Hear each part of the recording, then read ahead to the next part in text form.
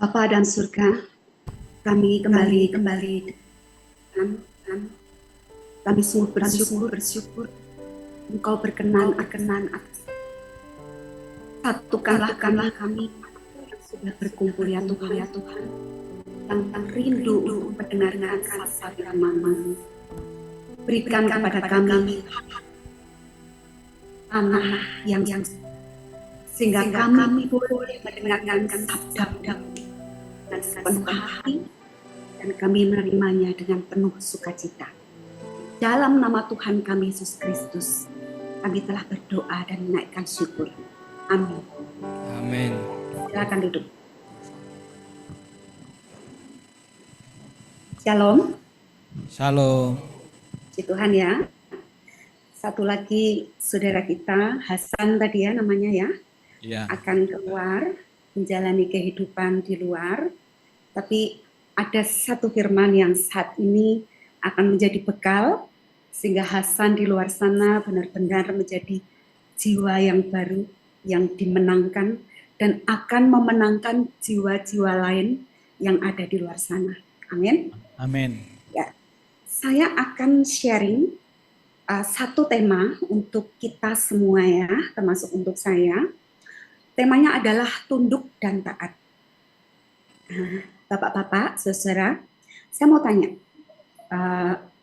kita semua ini kan sering diundang untuk beribadah, ya toh? Ya. Apa tujuannya ibadah? Boleh ada yang mau menjawab? Apa tujuannya ibadah? Ada yang mau menjawab? Silakan. Untuk menyenangkan hati Tuhan. Untuk menyenangkan hati Tuhan. Tujuan ibadah hanya untuk menyenangkan hati Tuhan. Dan tentu saja ketika kita beribadah, kita itu mau mendengar apa sih yang Tuhan mau dalam kehidupan kita. Sehingga seharusnya apa yang kita dengar dari Tuhan itu harus kita nyatakan di dalam kehidupan kita. Oleh sebab itu saat ini kita diajak untuk bagaimana kita itu memiliki sikap tunduk dan taat terhadap apa yang sudah Tuhan berikan di setiap ibadah kita, sehingga apa yang sudah kita terima itu boleh kita nyatakan di dalam kehidupan sehari-hari. Secara mudah, dengan bahasa kita ngalami, gitu ya. Kita ngalami firman itu nggak cuma dengar, nggak cuma tahu kesaksian orang, tapi kita mengalami dan kita menyatakan, ya, mempraktekkan, melakukan firman itu di dalam kehidupan hari lepas hari. Nah, satu ayat akan saya tunjukkan. Namun sebelumnya, mungkin saya akan memberikan sedikit kayak definisi gitu ya. Bu, tunduk dan taat itu apa? Tunduk dan taat itu sama nggak sih? Ya, mungkin kita bertanya-tanya seperti itu. Kan udah sering nih Bu, saya itu mendengar tentang kita harus taat, taat, dan taat. Tapi di sini satu tema ini saya sambung gitu ya, tunduk dan taat. Dia sejajar, nggak boleh dipisah. Ya, arti kata tunduk itu lebih memberikan sebuah pengertian kepada kita bagaimana sikap hati kita ketika kita itu melakukan sebuah perintah. Ya, sekali lagi, tunduk adalah melibatkan sikap hati kita ketika kita itu melakukan sebuah perintah. Dalam hal ini perintahnya adalah apa? Firman Tuhan. Bagaimana sikap hati kita? Nah, sebagai orang percaya, sebagai muridnya Tuhan Yesus, kita harus paham terlebih dahulu sikap menundukkan hati adalah caranya bagaimana? Kita harus meninggalkan dan menanggalkan apa yang disebut dengan keakuanku. Ya, setiap orang punya kebebasan untuk mengungkapkan keakuanku. Keakuanku itu lebih kepada egoku. Apa mauku? Ya, bukan maunya Tuhan. Nah, ketika kita punya rasa kita harus bersikap tunduk, artinya itu sudah nggak ada lagi. Ketika kita mau melakukan perintah dengan taat, ketika kita sudah tunduk, itu nggak ada yang lagi yang namanya penolakan untuk sebuah perintah. Dan penolakan sebuah perintah itu murni dari sikap hati kita. Sehingga ketika kita tunduk, kita nggak ragu untuk melakukan. Kita berserah penuh kepada Tuhan tanpa embel-embel. Amin. Tanpa alasan apapun. Aku tunduk supaya aku dapat sesuatu. No. Firman hanya mengatakan tunduk saja. Semuanya itu urusan Tuhan. Betul? Jadi ketika kita punya sikap hati yang tunduk, berserah penuh kepada Tuhan, gak ada lagi yang namanya sombong. Kita benar-benar mau dilebur sama Tuhan. Kita mau melakukannya, tidak ada kata-kata di belakangnya. Sepakat dulu ya, tunduk dan taat harus sesuatu yang berjalan bersama. Sikap hati harus benar dulu ketika kita menerima firman Tuhan itu, sehingga ketika kita melakukan firman itu, semuanya tidak sia-sia. Ada kuasa, ada spirit yang kita keluarkan, sehingga ketika orang mendengar atau melihat yang kita kerjakan, spirit itu benar-benar spirit yang murni dari Tuhan, bukan karena keagungan. Oke, nah satu ayat akan saya tunjukkan dari Yohanes 14 ayat 15 sampai 17. Ya, Yohanes 14 ayat 15 sampai 17. Saya dibantu untuk membaca ya. Saya minta tolong Yohanes 14 ayat 15 sampai 17. Silakan. Yohanes 14 ayat 15 sampai 17. Jikalau kamu mengasihi aku, kamu akan menuruti segala perintahku. Aku akan meminta kepada Bapa, dan Ia akan memberikan kepadamu seorang penolong yang lain, supaya Ia menyertai kamu selama-lamanya. Ayat 17. Silakan dilanjut ayat 17. Ayat 17. Yaitu roh kebenaran, dunia tidak dapat menerima dia, sebab dunia tidak melihat dia dan tidak mengenal dia. Tetapi kamu mengenal dia, sebab ia menyertai kamu dan akan diam di dalam kamu. Amin. Amin. Saya belum mendengar jemaat, ada amin dari ini. Amin. Amin. Ayat 15 tadi jelas ya. Ayat 15 dijelaskan, jikalau kamu mengasihi aku, kamu akan menuruti segala perintahku. Ya, kalau tadi ajakannya adalah tunduk dan taat, melakukan segala perintah Tuhan itu adalah tindakan taat. Ya, kalau tunduk itu lebih ke sikap hati, mungkin orang nggak akan bisa melihat apa yang di dalam hatimu. Tapi ketaatan itu adalah sebuah tindakan yang orang lain melihat. Ya, jadi nggak cuma kita itu tahu firman, aku ngerti, tapi kita nggak mau menyampaikan itu kepada orang lain. Itu juga bukan ketaatan. Ya, dan Yohanes itu secara tegas mengatakan, dan itu adalah firman yang diucapkan oleh siapa? Tuhan Yesus. Jikalau kamu mengasihi aku. Jadi untuk tunduk dan taat, dasarnya itu jelas. Dasarnya apa? Kasih. Dasar utama untuk kita tunduk dan taat itu hanya firman Tuhan.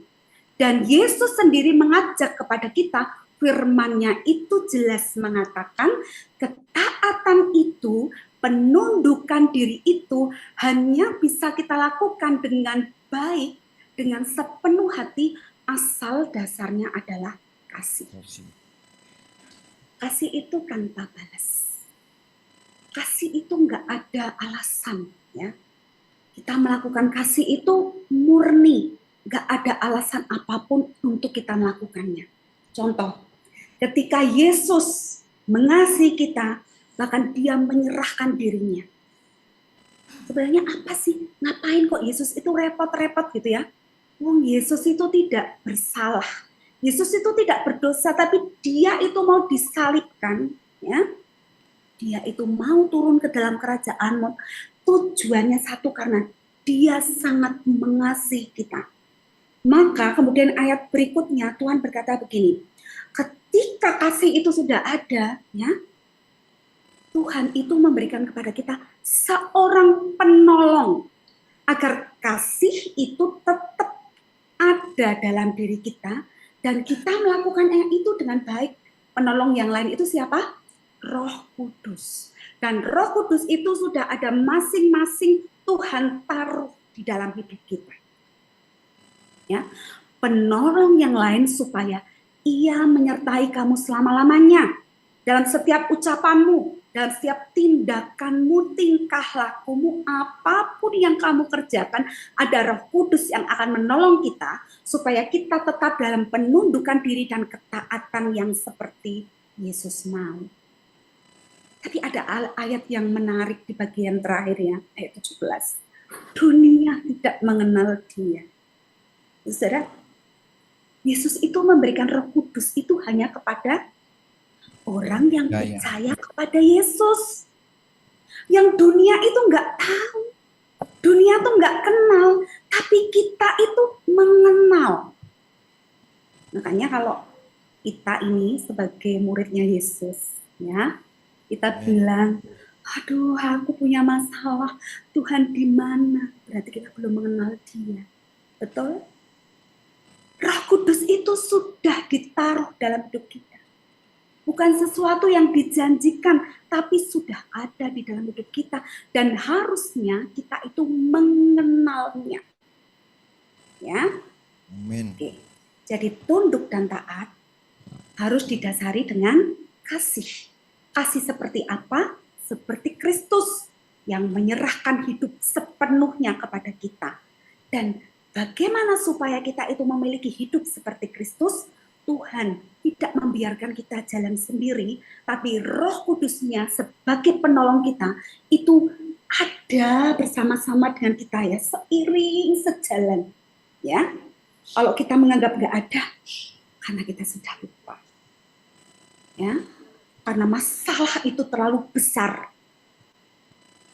dipikirkan oleh manusia sehingga lupa bahwa Tuhan itu sebenarnya bersama-sama dengan kita. Nah, jemaat Tuhan, ketika kasih itu sudah menjadi dasar, bagaimana itu kita mewujudkan dalam kehidupan sehari-hari?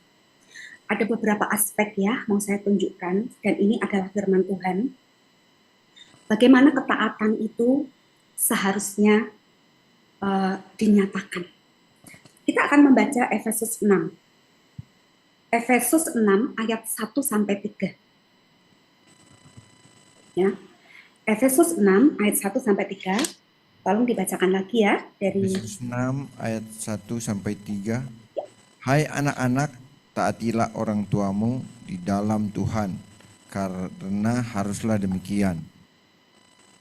Hormatilah ayahmu dan ibumu, ini adalah suatu perintah yang penting seperti yang nyata dari janji ini, supaya kamu berbahagia dan panjang umur di bumi. Amin. Amin. Satu aspek, kita semua ini kan anak ya, kita semua punya bapak dan ibu. Dan begitu pentingnya, ya, firman Tuhan itu dituliskan melalui Rasul Paulus tentang taat dan kasih ya. Kalau nanti bisa dibaca ya di kamar masing-masing gitu, bahwa perikop Efesus 6 ini membahas tentang taat dan kasih. Jadi dua hal juga yang tidak bisa dipisah. Seperti tadi ya, dasarnya untuk taat adalah kasih. Nah, di sini Rasul Paulus itu menekankan begini, anak-anak, taati orang tuamu di dalam Tuhan. Karena apa? Haruslah demikian. Harus itu artinya sebuah perintah, keharusan, tidak bisa dilanggar. Ya. Kemudian dilanjutkan, hormati ayah dan ibumu, sebab itu perintah yang penting. Ya. menghormati orang tua itu perintah yang penting. Dari siapa? Dari Tuhan. Betapapun orang tua kita seperti apa, mungkin pernah menyakiti kita, mungkin pernah membuat kita itu menderita, mungkin orang tua yang tidak seperti kita harapkan atau pikirkan, tapi firman Tuhan di sini mengatakan harus hormat, dan ini adalah perintah. Supaya apa? Janji Tuhan tergenapi. Janjinya apa di ayat yang terakhir tadi? Supaya kamu berbahagia dan Panjang umur di bumi. panjang umurmu di bumi. Garis bawahi di bumi. Ketika kita masih ada di bumi, artinya kita itu berfungsi. Tuhan menempatkan kita di bumi untuk berfungsi. Nah, ketika kita berfungsi, surga itu sudah nyata kita rasakan. Kita mendapatkan kebahagiaan ketika kita menghormati orang tua kita, dan surga itu bisa ditularkan kepada sesama kita. Saudara, tapi begitu banyak berita yang memenuhi media ya. Saya tuh kadang-kadang merasa miris gitu ya. Banyak anak-anak yang merasa tidak cocok dengan orang tuanya. Mengatakan bapak ibu itu kuno. Itu sudah zaman dulu, zaman sekarang nggak seperti ini. Ya. Kemudian merasa malu ketika harus mengakui orang tuanya yang sebenarnya mungkin sudah membanting tulang untuk menyekolahkan kita. Atau bahkan saya pernah mendengar berita, hanya karena uang Rp2.000 tidak diberikan oleh ibunya, ibunya dibunuh oleh anaknya yang masih di bawah umur. Saudara, mengapa firman ini mengatakan ini adalah perintah dan penting harus dilakukan? Karena dasar untuk kita menyatakan kasih kepada sesama adalah harus dengan orang yang benar-benar dekat dengan kita, dan itu sedarah dan sedaging dengan kita adalah orang tua kita. Itu harus kita lakukan. Mari kita masing-masing koreksi diri. Yang kedua, saya akan menunjukkan Efesus 5 ayat 22 dan 23. Tolong baca lagi ya. Efesus 22 ayat 23 dan 22 dan 23. Efesus 5 ayat 22 dan 23. Hai istri, tunduklah kepada suamimu seperti kepada Tuhan. Karena suami adalah kepala istri, sama seperti Kristus adalah kepala jemaat. Dialah yang menyelamatkan tubuh. Amin. Yes. Ini masih di seputaran keluarga ya. Hai istri, tunduklah kepada suamimu. Aduh Bu, mau tunduk gimana? Suamiku itu loh Bu. Misalnya ya, kelakuannya nggak jelas. Dia itu suka menyakiti saya. Dia KDRT Bu. Dia itu nggak menafkahi kami Bu. Mungkin seperti itu ya. Tapi firman itu berkata apa? Hai istri, tunduklah kepada suamimu. Artinya apa? Tunduk kepada suami. Ini partner ya, soal partnership gitu ya. Dalam kehidupan kita sehari-hari. Harus tunduk. Kenapa? Karena firman Tuhan mengatakan seperti tunduk kepada Tuhan. Walaupun. Ini saya mau kasih satu contoh ya. Mungkin ini sepele. Buat kalian mungkin, Bu, contohnya kayak gitu. Tapi menurut saya Tuhan itu kerja tuh dalam setiap detail kehidupan kita ya. Mau orang bilang sepele atau tidak. Suatu saat, berturut-turut ya, dalam 2 minggu itu saya mengantar anak saya latihan di gereja.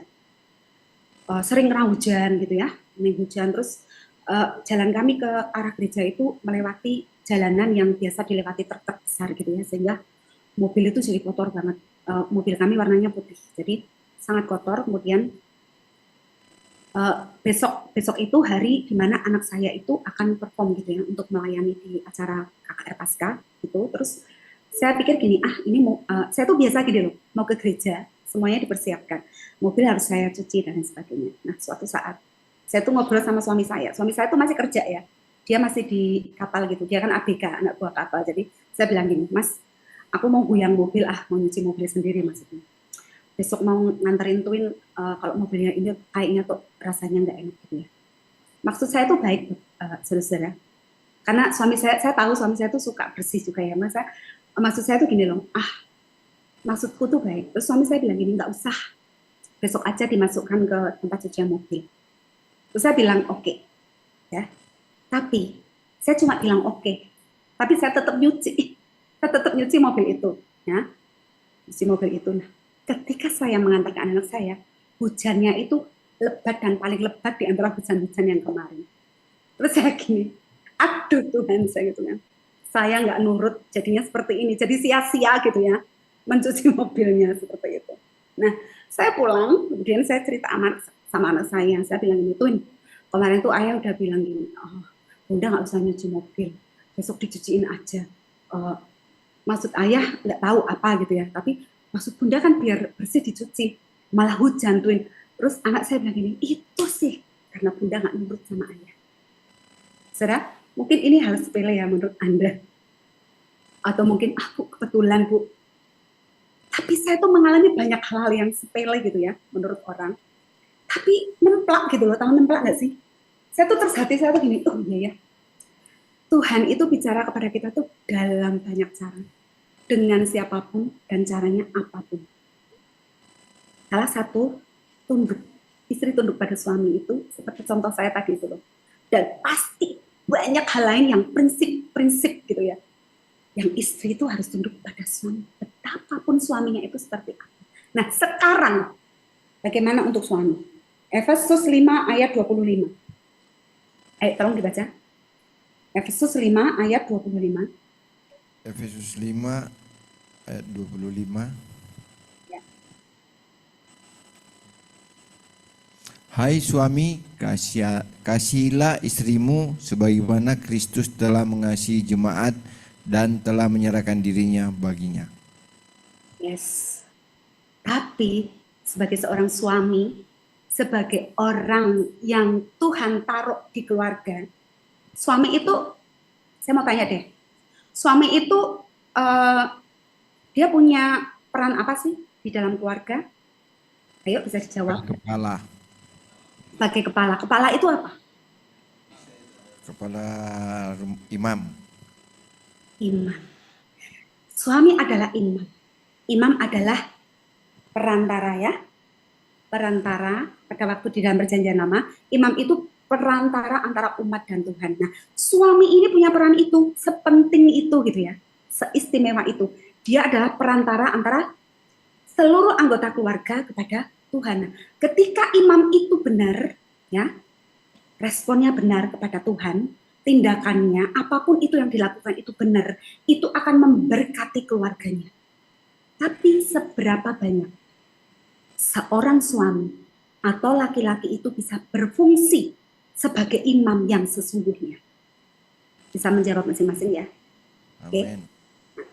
Setiap suami itu harus hidup benar. Ya, caranya gimana? Kasihilah istrimu. Ukurannya apa? Kristus. Kristus itu mengasihi kita tanpa batas, nggak ada ukurannya. Jadi bukan karena istrinya cantik, karena istrinya langsing mungkin ya, karena istrinya itu tidak cerewet, atau karena istrinya itu pinter ngurus anak, itu nggak ada alasan-alasan seperti itu. Alasannya cuma satu, ya, seperti Kristus itu mengasihi jemaatnya, itu fungsi dari imam. Dan saya berharap kita semua mengerti akan firman itu.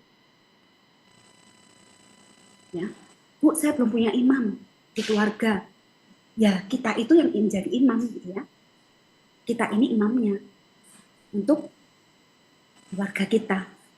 Nah, itu ketaatan yang ketika itu dalam posisi sebagai suami.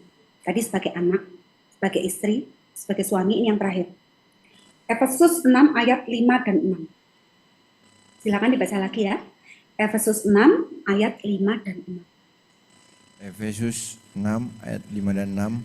Hai Ya. hamba-hamba, taatilah Tuhanmu yang di dunia dengan takut dan gentar, dan dengan tulus hati sama seperti kamu taat kepada Kristus.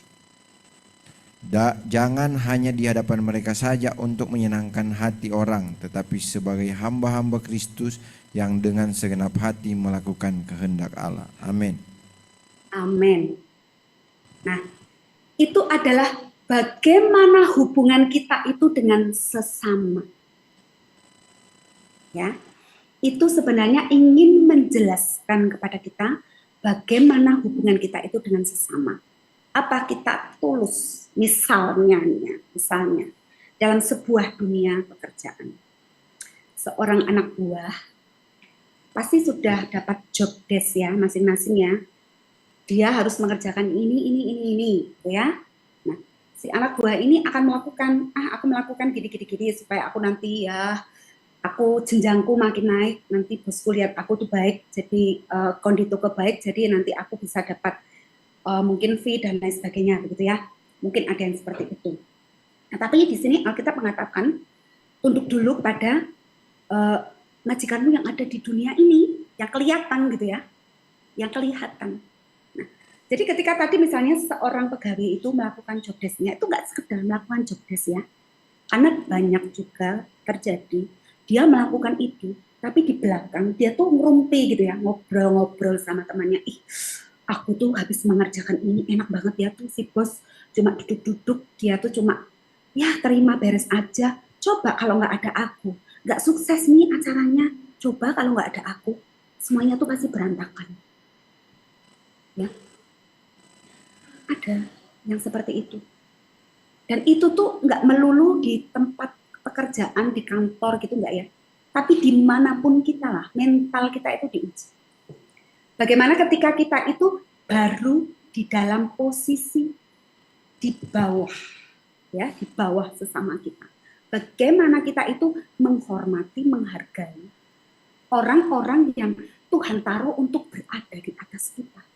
Bagaimana sikap penundukan diri kita itu, apakah sudah benar-benar seperti yang Tuhan mau? Bu, saya kan masih di sini, Bu. Saya kan cuma ketemu teman-teman yang ada di sini, itu lagi dan itu lagi, Bu. Mungkin begitu ya.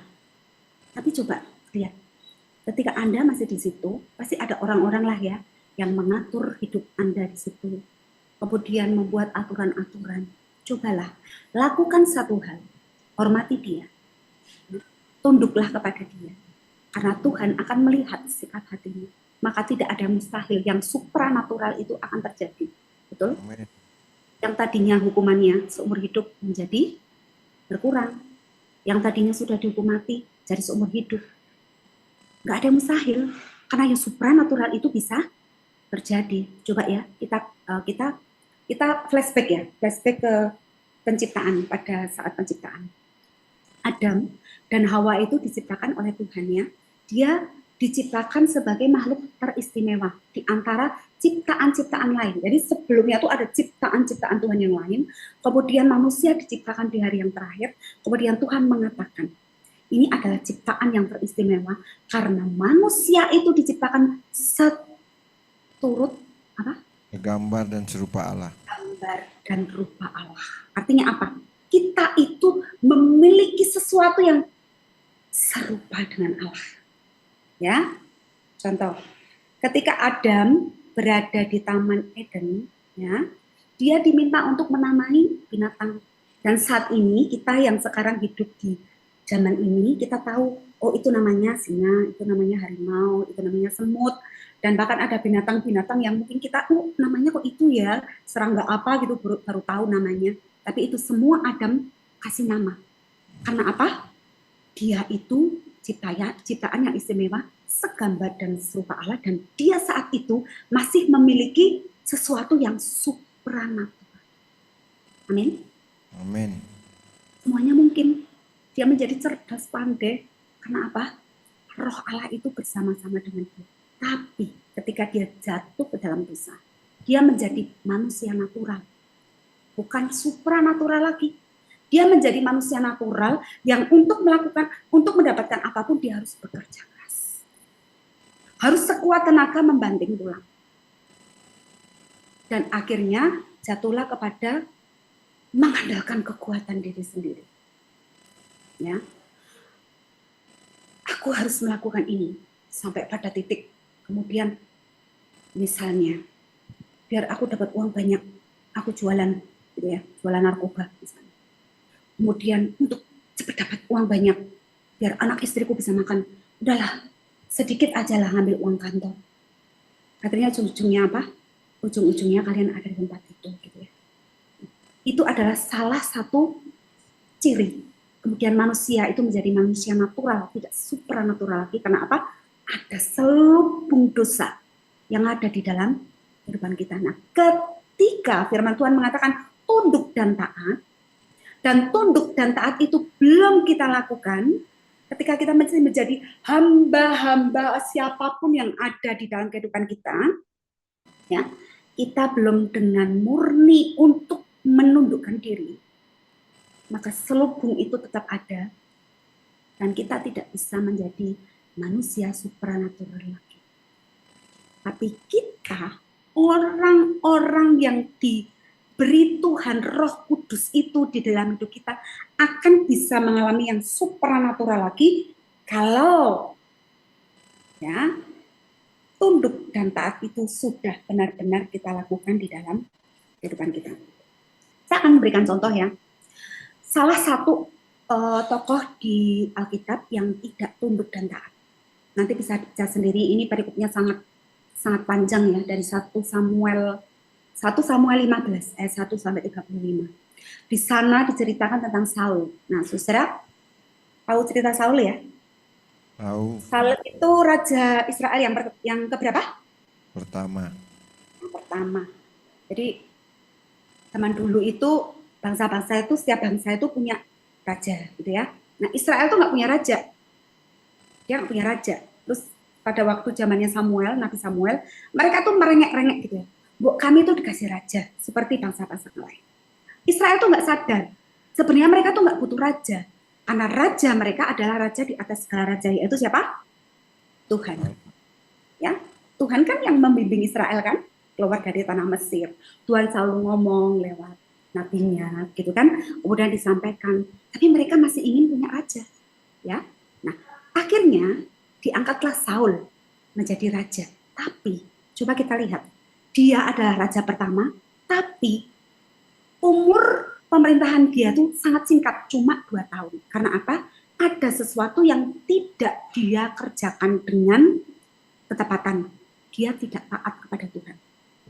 Contohnya begini, ada 2 hal ya yang dia tidak taat. Yang pertama, ketika Israel itu didesak oleh orang Filistin, ya, orang Israel itu pasukannya itu waktu itu sekitar 3.000 dan itu dibagi 2 di bawah pimpinan Saul dan anaknya Yonatan.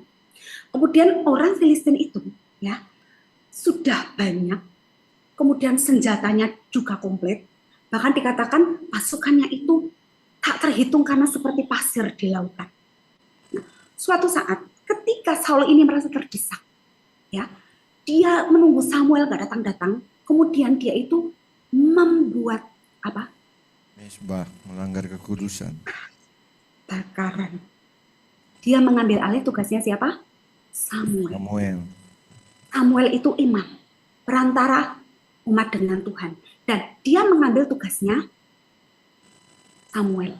Tapi sebenarnya Tuhan itu gini loh. Tuhan itu ingin melihat gini loh. Seorang imam itu kan harus hatinya tuh benar. Ya. Jadi yang ngasih korban itu tuh harus orang yang sudah benar. Nah, saat itu Saul itu belum, dan dia melakukan itu. Tuhan tidak berkenan. Kemudian yang kedua, ketika mereka Israel itu berhadapan dengan Amalek, ya, Tuhan itu ngomong jelas, bilang gini, Saul, tumpaslah semuanya, ya, mau besar kecil tua muda, mau kambing dombanya, semuanya. Dan semua barang-barangnya musnahkan. Tapi apa yang dilakukan?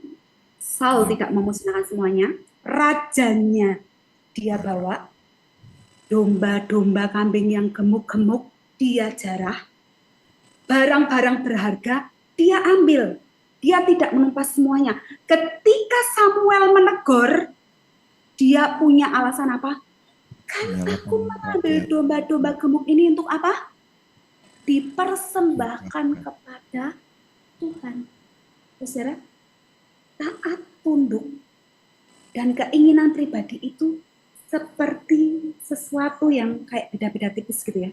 Kadang-kadang kita tuh gini, Bu, saya melakukan itu demi kebaikan loh. Kan untuk Tuhan, semuanya kembali ke Tuhan. Itu namanya apa? Kita itu mau ngajari Tuhan. Tuhan nyuruh kita tumpah habis, tapi kita sisihkan. Supaya kita itu dipuji-puji Tuhan lebih. Padahal maksud Tuhan bukan itu. Dia ingin melihat sikap hatimu. Apakah engkau benar-benar percaya penuh kepada otoritas Tuhan yang mengatur hidup kita? Dia maha tahu. Apapun, saudara-saudara masih ada di situ ya. Tuhan maha tahu apa yang akan Tuhan kerjakan dan lakukan, dan ketika kita itu masih ada di bumi ini, itu artinya apa? Masih ada tugas besar yang Tuhan taruh di pundak kita untuk kita nyatakan kepada sesama kita, dimanapun kamu, dimanapun kita, dimanapun saya berada. Itu satu contoh, dan kemudian Tuhan bilang apa? Aku menyesal sudah memilih dan mengurapi Saul menjadi raja. Maka sejak saat ini, ya, copot, ya. Jadi Saul diusir, dia tidak lagi menjadi raja atas umat Tuhan. Saudara, coba kalau itu terjadi dengan kita. Ketika kita tidak tunduk dan taat kepada Tuhan, apapun itu yang Tuhan mau untuk kita kerjakan, kita tidak mau mendengar. Sedikit kok, dosanya cuma sedikit, ini tuh demi kebaikan. Padahal dosa mengambil dikit untuk keluargaku makan dengan dosa membunuh, itu sama bobotnya di hadapan Tuhan. Kemudian Tuhan bilang gini, aku menyesal sudah menjadikan kamu. Aku tidak mau lagi sama kamu. Rasanya ya, mungkin kalau Tuhan ngomong audible kepada kita seperti itu, rasanya pasti ya kita bisa tahu ya. Nah, saudara, maka dari itu mari kita terus belajar untuk tunduk dan taat kepada Tuhan. Caranya bagaimana? Ya, kalau tadi dasarnya kasih, ya, nanti bisa dibaca juga di 1 Korintus 13. Jadi tadi malam itu kami KKS ada pengajaran gitu ya. Ada salah satu teman di KKS itu yang share tentang 1 Korintus 13 dan itu sangat memberkati saya gitu ya. Dan ini ternyata relate gitu ya. Relate dengan saat ini firman yang mau kita dengar bersama. Jadi dia itu menyampaikan tentang 1 Korintus 13 tentang kasih ya. Jadi kasih itu tuh gini loh. Walaupun kita itu bisa berkata-kata manis, orang tuh mendengar kita itu, seneng ya aku mendengarkan dia ngomong. Dia tuh ngomongnya udah kayak bahasa malaikat, dia tuh kalau ngomong itu enak banget. Tapi kalau orang yang ngomong itu nggak punya kasih, itu hanya seperti gong yang bergemerincing. Hanya ada suara doang, nggak ada artinya. Terus kemudian gini, Paulus kata gini, walaupun kamu tuh punya karunia gitu ya, wah dia tuh hebat punya karunia. Kalau mendoakan orang 1 kali saja kankernya langsung sembuh. Ketika dia itu ngomong ini loh ternyata kejadian seperti itu, misalnya begitu ya. Karunia-karunia seperti itu. Tapi kalau tidak ada kasih dari orang yang berkarunia itu, tidak ada gunanya. Itu Tuhan yang ngomong. Kemudian lagi, walaupun kita itu banyak berkatnya, kita itu limpah dengan apapun itu, kita disebut orang itu murah hati. Wah, dia tuh murah hati, dia tuh suka memberi, dia tuh gak pernah perhitungan ini dan itu, Tapi kalau orang ini tidak punya kasih, itu tidak ada gunanya di hadapan. Jadi dasarnya adalah kasih Kristus. Tidak ada embel-embel ini dan itu. Ya, murni menyerahkan hidupnya, bahkan nyawanya sekalipun untuk orang lain. Ya, itu ada dasarnya dan caranya gimana? Caranya gimana, Bu? Misalnya gini. Kalau untuk Tuhan sih gampang ya, Bu ya. Pokoknya saya berdoa, saya mendengar firman, Tuhan bilang gini, oke, terima kasih Tuhan, dan lain sebagainya gitu. Tapi coba kalau kemudian kita ketemu orang lain, ketemu sesama kita, apakah perintah Tuhan itu sudah mendarat? Sudah mendarat dengan smooth, atau justru keberadaan kita itu justru menjadi batu sandungan bagi orang lain? Ya.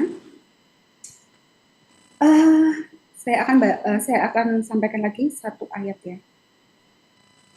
Sebentar. Kolose 3 ayat 23. Mungkin sering mendengar ayat ini ya. Kolose 3 ayat 23. Kolose 3 ayat 23. Ya. Apapun juga yang kamu perbuat, perbuatlah dengan segenap hatimu, seperti untuk Tuhan dan bukan untuk manusia. Amin. Apapun yang dikerjakan, ya, perbuatlah itu dengan apa? Segenap hati. Seperti apa? Untuk Tuhan. Ya. Bukan cari muka gitu ya. Aku melakukan biar orang itu lihat aku gitu. Enggak. Tapi seperti untuk Tuhan. Karena apa? Tuhan itu enggak hanya lihat yang kita perbuat ya. Tapi yang kita pikirkan, yang ada di hati kita, yang pertama kali yang melihat itu siapa? Tuhan. Bukan orang lain. Amen. Bukan pasangan kita, bukan teman kita yang setiap hari bersama kita. No. Yang pertama kali melihat adalah Tuhan. Jadi apapun yang kita kerjakan, apapun yang kita katakan, apapun yang kita perbuat dengan tangan kita, ya, lakukanlah itu seperti untuk Tuhan. Jadi ada apa ya? Ada remnya gitu ya. Ada remnya. Oh, aku harus ngerem nih.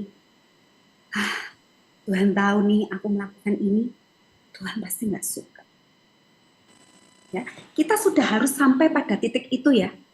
Jadi supaya setiap ibadah itu nggak sia-sia, kita sudah harus sampai titik itu. Bahwa ketika kita melakukan itu ya, Tuhan tahu semuanya.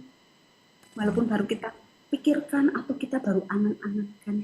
Maka Bu Ana sering kan, dan kalian sudah terima kaosnya ya, pikiranmu itu menentukan apa? Hidupmu, ya enggak? Coba versi mudah dibaca, Amsal 4 ayat 23. Tolong ya dibacakan di teks yang ditampilkan. Jagalah hatimu dengan segala kewaspadaan. Yang versi mudah dibaca, mohon maaf. Yang versi mudah dibaca, tolong dibaca. Di atas segala-galanya, hati-hatilah terhadap apa yang kamu pikirkan, karena pikiranmu mengendalikan hidupmu. Yes. Ya. Ketika Adam tadi yang supranatural, jatuh dosa, kemudian dia menjadi manusia natural. Ya.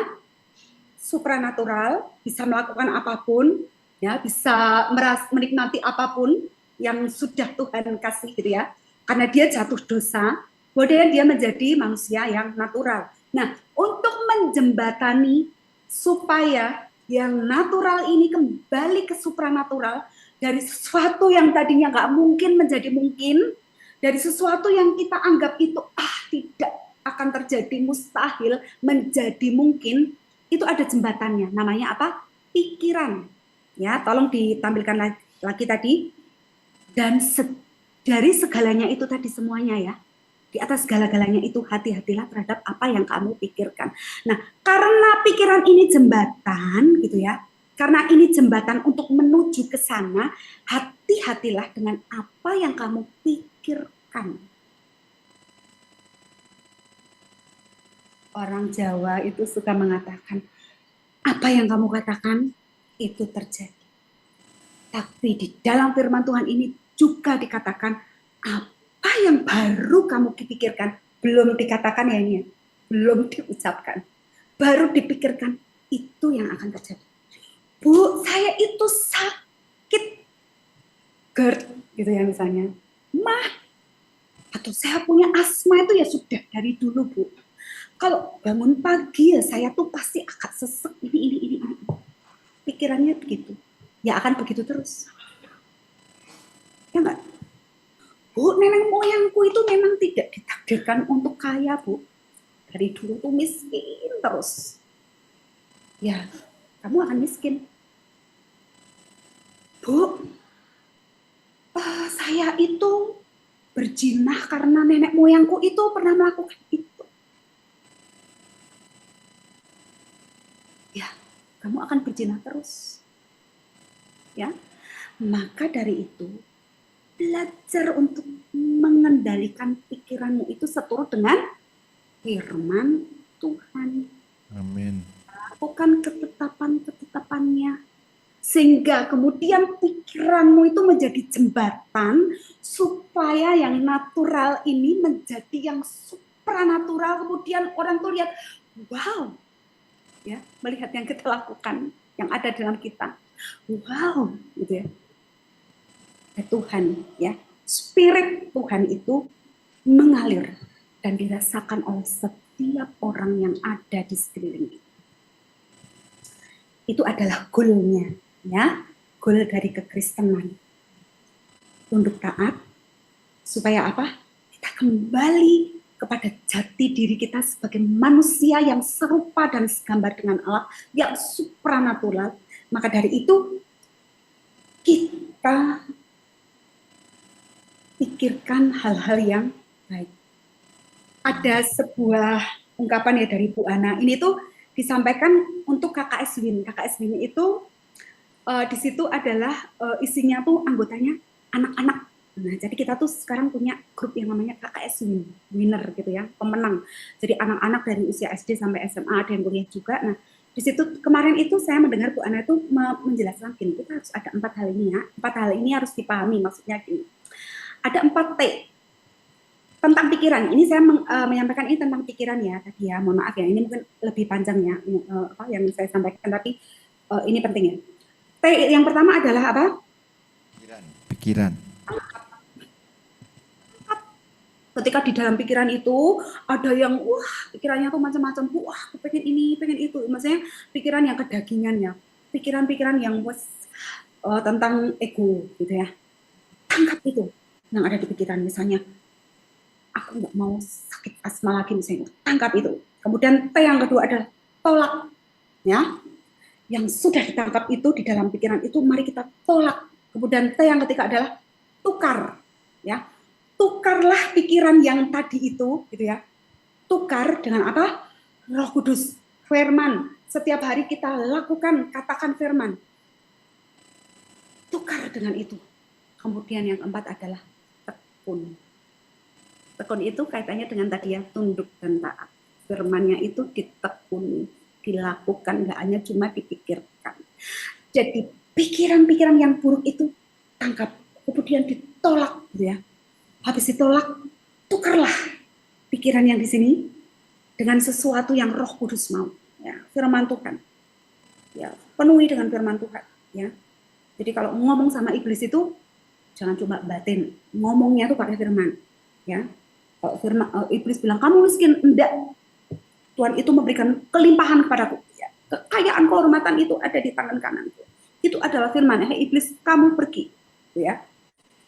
Kalau misalnya kita sakit terus bilang, hei iblis, tahu nggak? Hati yang gembira adalah obat. Nah, kita ngomongnya firman. Iblis itu kalau sama firman takut, dia ngeri, dia pergi karena dia tahu firman Tuhan. Gitu loh.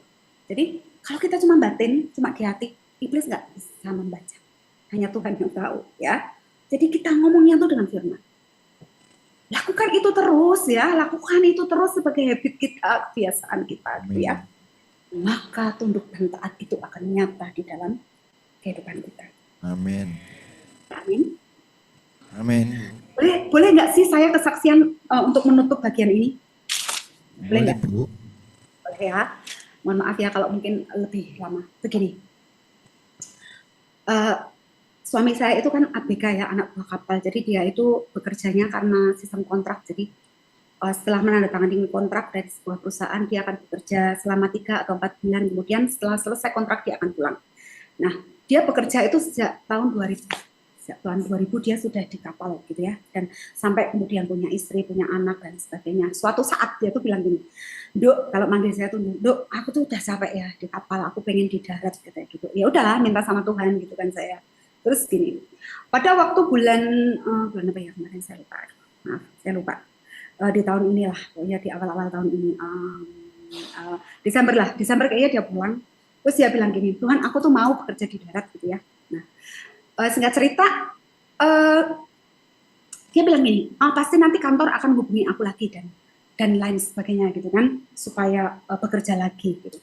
Nah, dia bilang gini sama Tuhan, ketika nanti kantor minta, ya saya akan jawab, saya belum bisa berangkat gitu ya.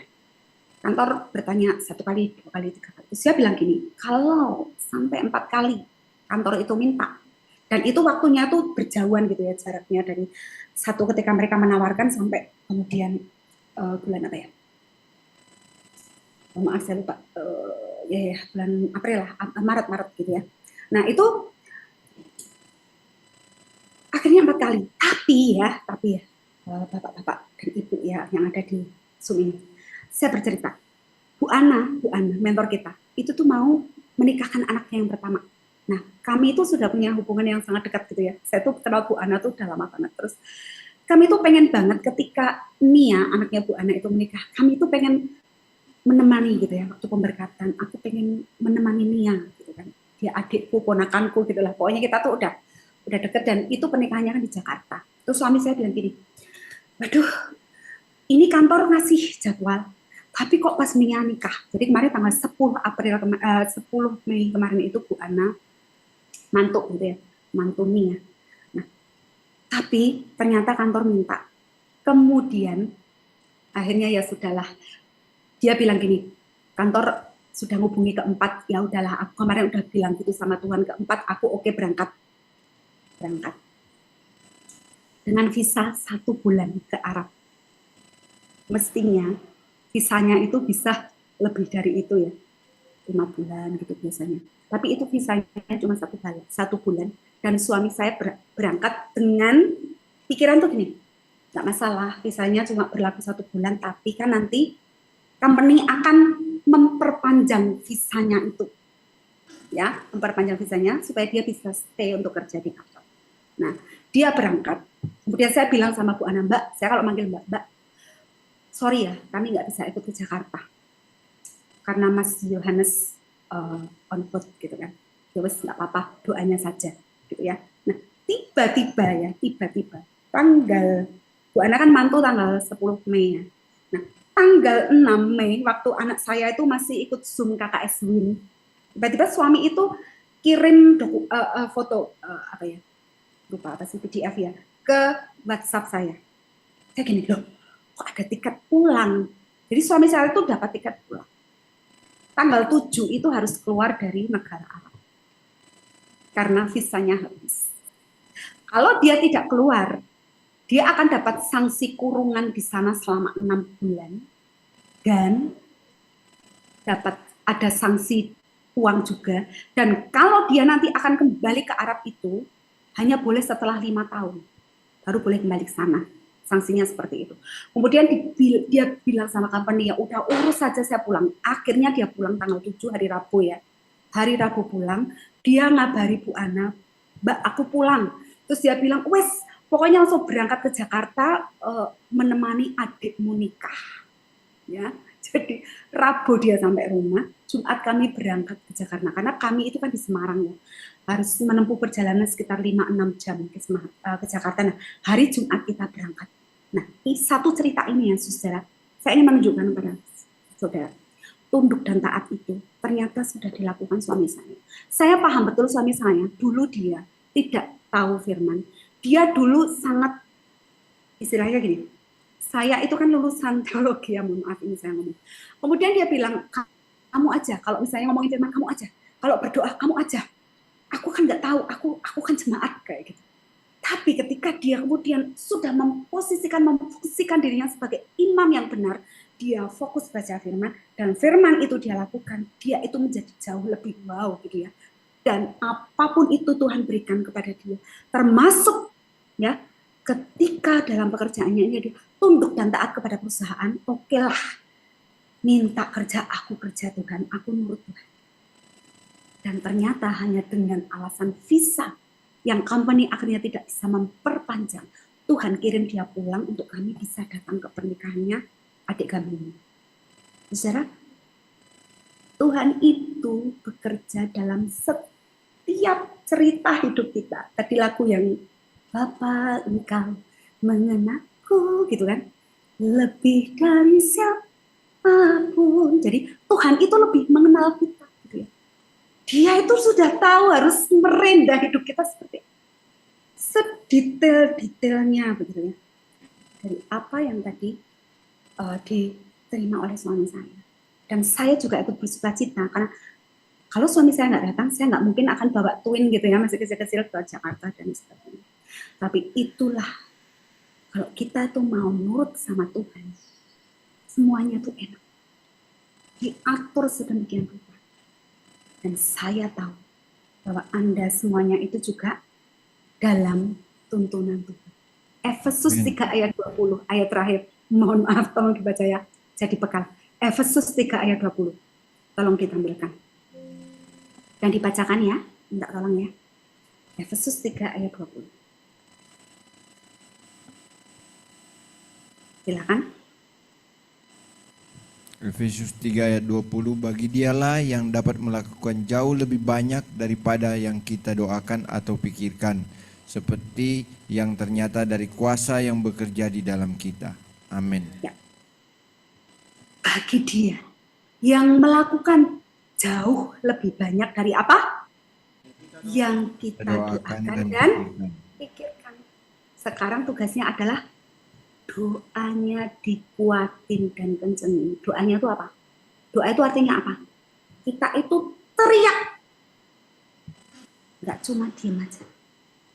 Kita itu proaktif. Kita tuh ngomong, komunikatif dengan Tuhan. Ngobrol terus dengan Tuhan. Dikuatin. Tuhan, aku berdoa untuk anakku yang di rumah. Tuhan, aku berdoa untuk istriku supaya usahanya itu lancar sehingga mereka itu bisa memberkati orang lain.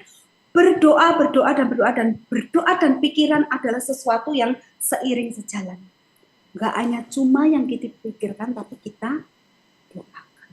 Ketika Tuhan ngasih waktu banyak di situ, banyaklah berdoa, berkomunikasi dengan Tuhan, sehingga Tuhan akan melakukan jauh lebih banyak dari apa yang sudah kita doakan. Amin. Amin.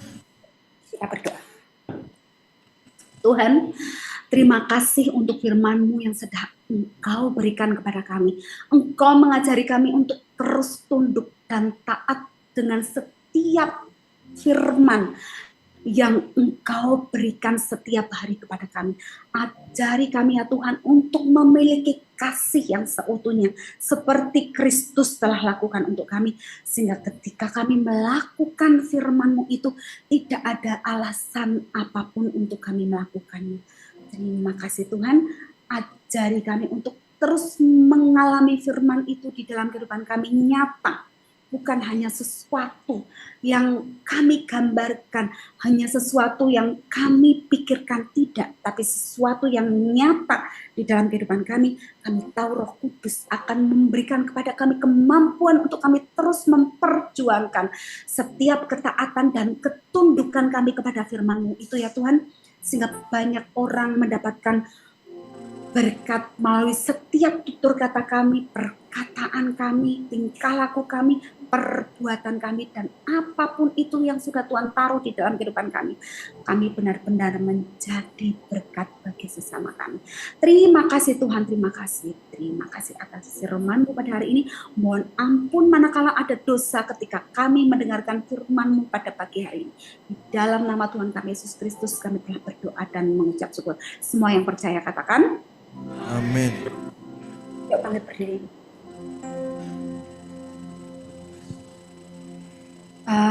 Satu kata untuk Hasan ya yang akan keluar. Tetaplah kuat, tunduk dan taat pada firman ya. Sehingga kamu akan menjaring jiwa-jiwa di luar sana dan menjadi berkat bagi teman-temanmu yang masih ada di dalam. Oke. Kita akan menerima berkat Tuhan. Jika engkau baik-baik saja mendengarkan suara Tuhan, mau melakukan di dalam kehidupan sehari-hari, Tuhan menyatakan berkat-Nya kepadamu. Karena berkat-Nya itu nyata dalam kehidupan kita. Tuhan memberkati engkau. Tuhan menyinari engkau dengan wajah-Nya dan memberi engkau kasih karunia. Tuhan menghadapkan wajah-Nya kepadamu dan memberi engkau damai sejahtera. Amin.